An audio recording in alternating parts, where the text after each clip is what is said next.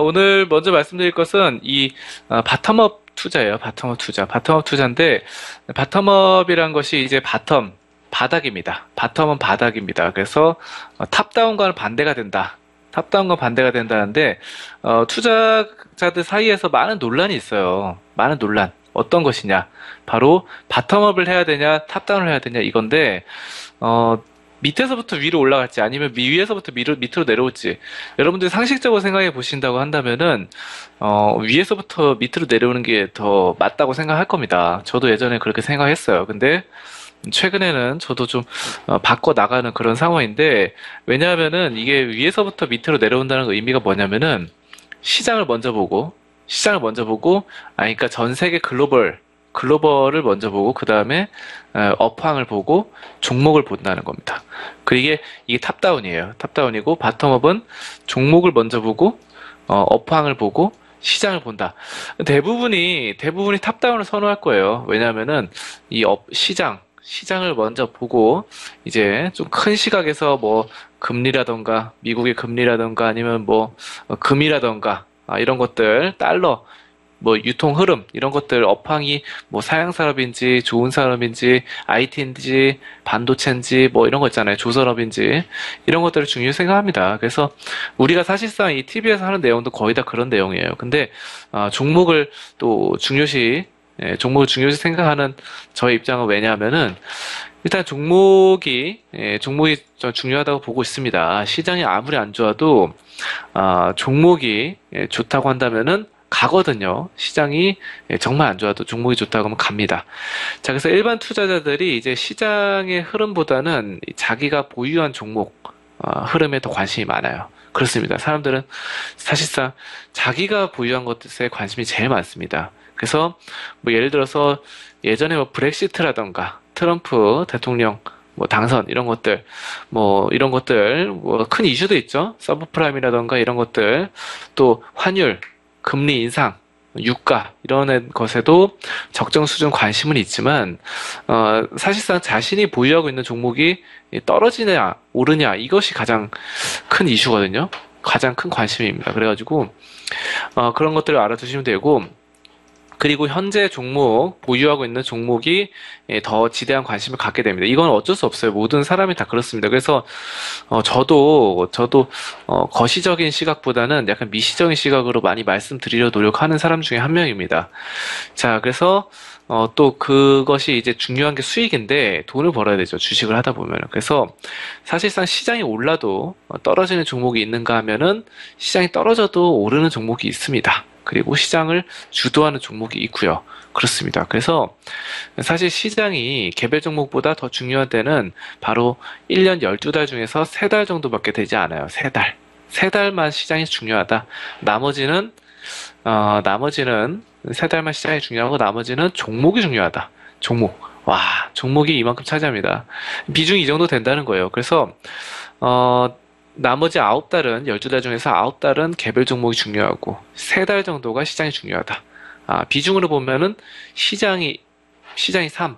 아까 12달 중에서 시장이 3, 그리고 개별 종목이 9다.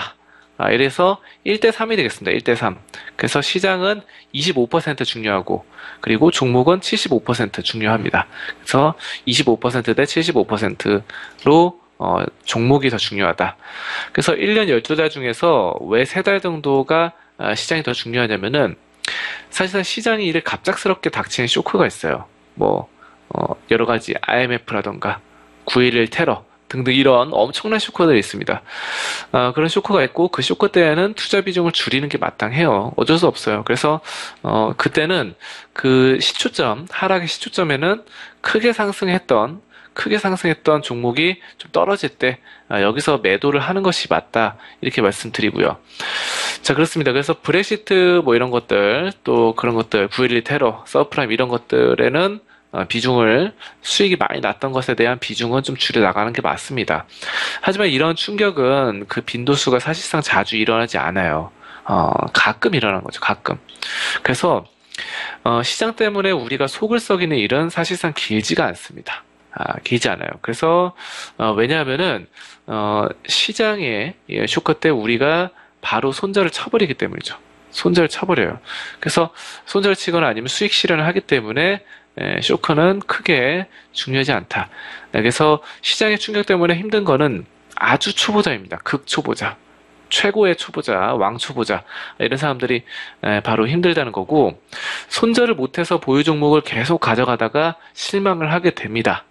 그리고 이런 경우에는 이제 저평가 가치 종목이면은 중장기 투자로 쭉 이어나가면 괜찮겠지만, 단순히 뭐 수급 상향이나 아니면 재료, 정보로 움직이는 종목에 기대었다가는 크게 낭패를 보기 쉽거든요. 그렇습니다. 그래서 아무튼 시장에 큰 충격이 다가오는 이 1년 중에서 3달 때문에 나머지 9달을 오로지 시장에만 온갖 신경을 쓰면서 연구하면서 사는 것은 우리 투자자들의 에너지를 엉뚱한 곳에 낭비하는 셈이 돼버립니다. 그렇다면은 시장에 관심을 갖지 않고 종목과 업황에만 관심을 가져도 75%는 수익이 날 수 있다는 것이죠. 우리가 사실상 수익이 50% 넘으면은 잘하는 거죠. 그럼 수익이 날 수 있다는 거죠. 여러분 손실 보는 사람이 많죠? 수익 보는 사람보다 손실 보는 사람이 훨씬 많아요. 그렇기 때문에 여러분들 잃지만 않아도 여러분들은 보통보다 잘하는 겁니다.